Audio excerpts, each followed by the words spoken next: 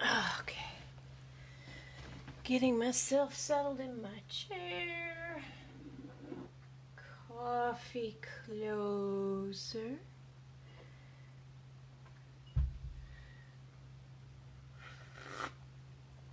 Okay.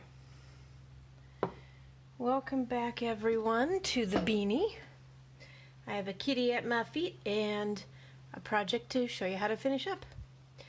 Alright, so when we last left off with our intrepid knitters, we had done 10 rounds of this stretchy rib knit. So it was knit one, purl one all the way around for 10 rows. And then we were doing stockinette so that we'd have from the cast on edge to our needles 6 inches. And I have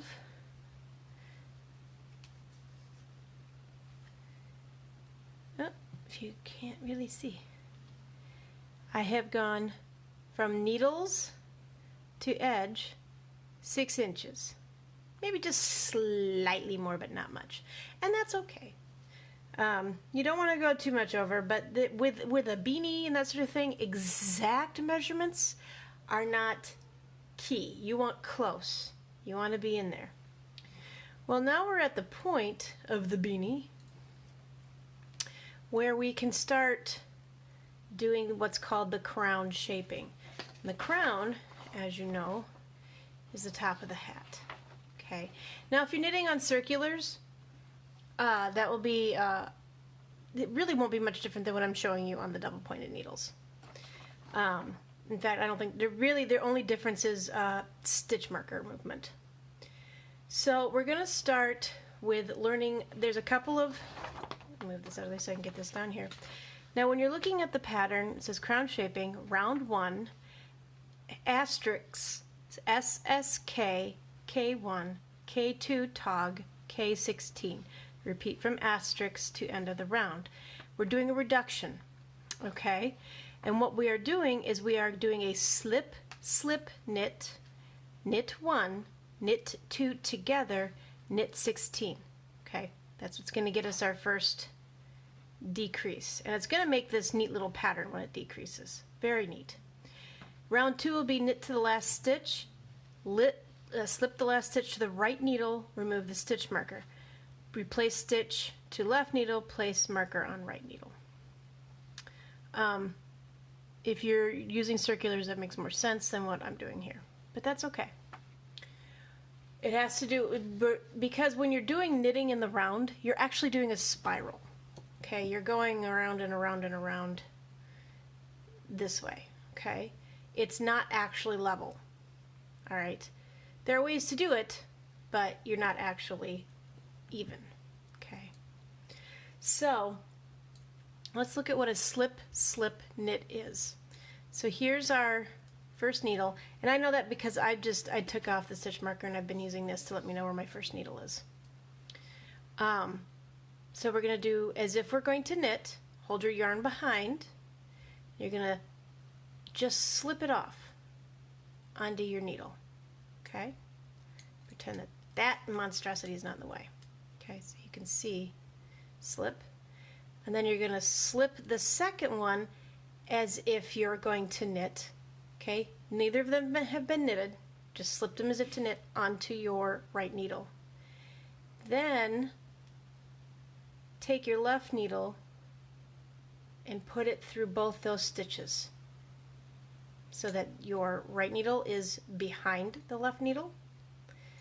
And then move that bad boy out of the way. And then you're going to knit the stitch. Okay, and I'll be showing you that again obviously a little in. Okay, so that was a slip slip knit, and you're going to knit 1, and then you're going to knit 2 together, and we've done that before. This decrease, so you get it through 2 stitches as if to knit, yarn over, pull through. Okay, so you've taken 5 stitches and you've reduced it to 3. okay? And then we're going to knit 16. That's 1, 2, 3, 4, 5, 6, 7, 8, 9, 10, 11, 12, 13, 14, 15, 16 in the case of the double pointed needles. So you'll have to count, if you're using circulars, you'll have to make sure you keep your count. With the double pointed needles, it's a little easier to keep count, but not necessarily. It just means knit, in this case we just knit to the end of this needle. I hope everyone has been doing well. I'm planning on, this hat is adorable, but I don't plan on wearing it. So I'm thinking what I'm going to do is I'm going to post a giveaway. I'm just going to finish this hat up and then I'm going to mail it to someone who wants it. What I'll do is I'll put in a, post your name and I'll add you to the drawing, and then I'll I'll announce who the winner is, and then I will have you private message me an address and I will send it to you. Okay, so here we went from 21 stitches to 1, 2, 3, 4, 5, 6, 7, 8, 9, 10, 11, 12, 13, 14, 15, 16, 17, 18, 19. Alright, so now we go to the next needle. We're going to do the same thing. You're going to slip, as you slip it right off, go to the next stitch as if to knit, but slip it off instead. Take your left needle, and this will take a little practice, but it really gets pretty easy over time. Take your left needle and slide it back in so that your right needle is behind, but both stitches are still attached. Yarn over, then slip them both off the left needle. Then we're going to knit one, and then we're going to knit 2 together. Are there ever times you will knit 3 together or do a slip, slip, slip? Yes, of course, depending on the pattern and how big a lean they want on those stitch legs. You never know. So that's something to keep in mind.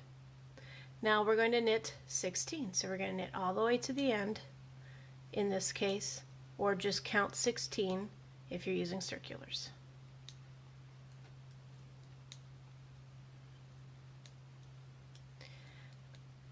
Now when I get done with showing you how to finish this beanie, I'm also going to show you how to use a pom-pom maker. Oh no! My yarn is broken here. I'll have to show you how I can fix that. We're going to have an impromptu how to fix broken yarn. Alright, so I'm at the end. That's the 16. Okay, but my yarn, as I just oofed about, suddenly I pulled it out of the ball and it's 2 strands. I'm going to do something called a Russian join today. It may have other names, but I've only ever known it as the Russian join. And it's a way of attaching 2 ends of yarn together so that they have a very sturdy and almost seamless. It's going to be like a little thicker there, but yeah, I think the cat may have chewed this. Okay, so I have my Crewel needle, which you can also use a darning needle, but I like the Crewel for this because it's more slender. It's got more of a point, and it works well with a worsted weight. So I'm going to, okay, so now I'm going to move this out of the way so it's not distracting. Okay, so I have threaded the end that's attached to my work onto the needle. Okay, and I don't want a big tail, so keep that tail a little. Hi, Gabriel. I'm going to go about the length of my needle, and then I'm going to start splitting the fibers apart. And you'll be able to see while you're doing this. You want to weave this in between those fibers, kind of hook around. Okay, and you're going to want to do about a needle's length.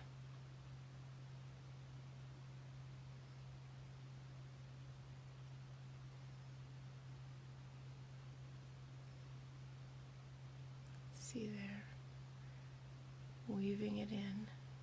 And I learned this from YouTube, so you can YouTube Russian yarn join and you'll find it if mine isn't very clear. Okay. Okay, so that looks pretty good. So then what you're going to want to do is very gently, so you don't lose your little bit of tail, you're going to pull the needle through.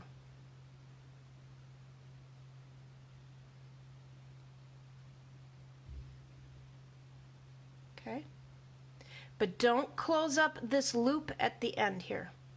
Leave a loop. Okay, that's the yarn that was the needle length. Leave that loop, we're going to need that. So you've done this, take it off the needle, go get your other end of yarn. Okay, and you're going to thread, and you're going to do something very similar. Do not put a large tail on it, if you can get it in there. Oh, for the love of Pete, come on. Sometimes it's fussy, it doesn't want to work with you. Make it work. Okay, at least, you know, I've got like 1/2 inch of tail. You know, keep it little. Now remember that loop in the end of your first one? Take your needle in through that loop. Okay, don't thread it in, just right through the loop. And leave it up by your tail. Okay? Then, about a needle length, do the same thing you did with the first one and just start weaving in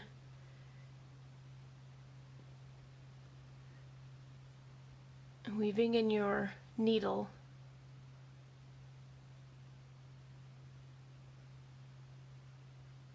in those split between those fibers.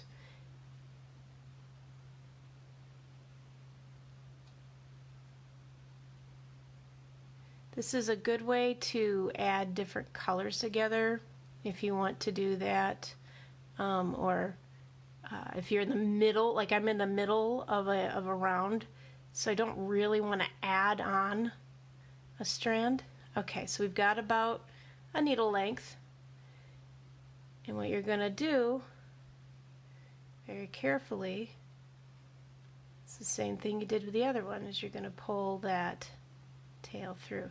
Now remove your needle, and you've got your tail, and you've got your tail, gently tugging until your center joint is snug, and then pull the yarn to hide the tails, and voila. It's not beautiful, it's not the most perfect. There are people who do it way perfectly. I do it pretty good. If you have a tail sticking out, just turn that, pull it back in, pull it back in, trim the little bits of excess carefully. Okay, and now when I knit them together, there'll be a strong bond. They won't split apart, and it's less ends to weave in at the end too. Alright, so now we're back on track. We've got our yarn issue fixed. Alright, so now we're on needle number 3.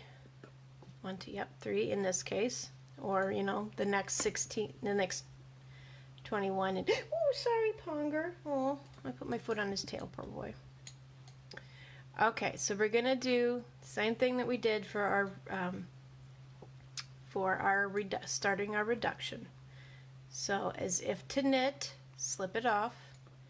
As if to knit, slip it off. Okay. And I always hold my hand here to help guide the needle in. Okay. I also have my finger there to help guide it in. And try to get up past the taper. Get it onto the actual shaft itself so you don't get it too tight. Okay? And you're going to knit them off. And then you're going to knit one, and then you're going to knit two together. We've taken 5 stitches down to 3, and then we're going to knit all the way to the end.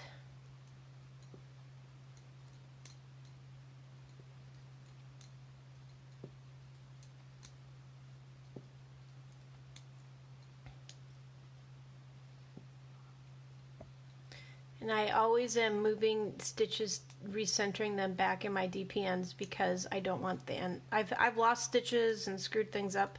So that's a trick, is I just keep moving things to the center. You learn to pay attention to all your needles, even though I've said, ignore them.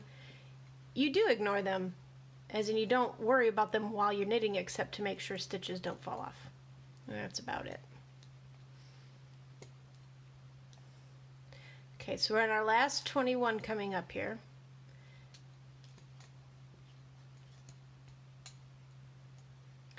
Okay.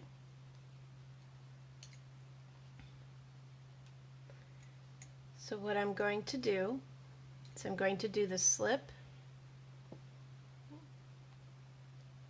slip,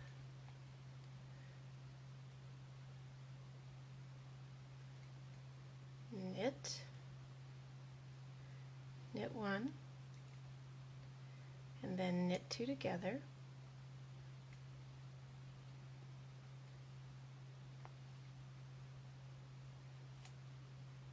and then knit, at this point, instead of 16, knit 15. We're going to be doing some adjustments as to instead of creating a spiral, we're going to create an X, so that it requires us to move some stitches around, which is why this does it the way it does. So get to the end here. Okay, I've got 1 stitch left. It says knit to last stitch, slip last stitch to the right needle, remove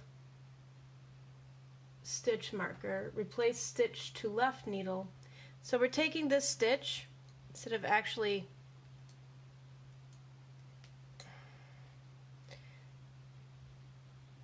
I want to make sure I've got this right.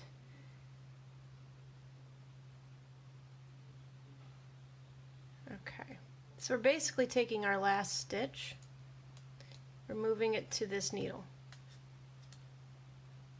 Okay, and they want you to put your stitch marker on the right needle. I'm not worried about a stitch marker, it'll fall off otherwise. Alright, so now, my apologies, I was ahead of myself. Knit all the stitches. I'm sorry if you're following along and I just confused you. Knit this stitch. We have not gone to the next round yet. So do your 16. Okay. Okay. Sorry. Sometimes Alyssa gets ahead of herself and doesn't pay attention to what she's doing. Now we're doing round 2, which is knit to the last stitch. Alright, so now we're just going to knit all the way around.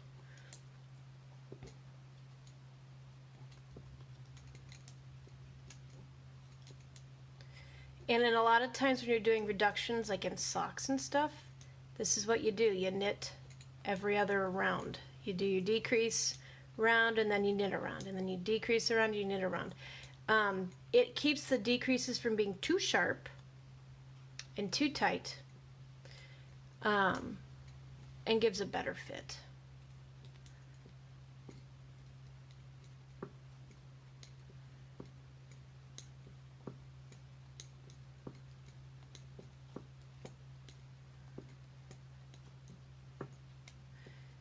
This is a really awkward angle to try to knit on, I've just noticed, which is a little annoying. So I'm going to try something here a little different.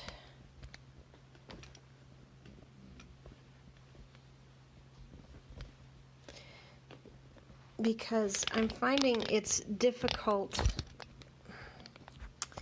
for me to show stitches while resting my arms the way I am.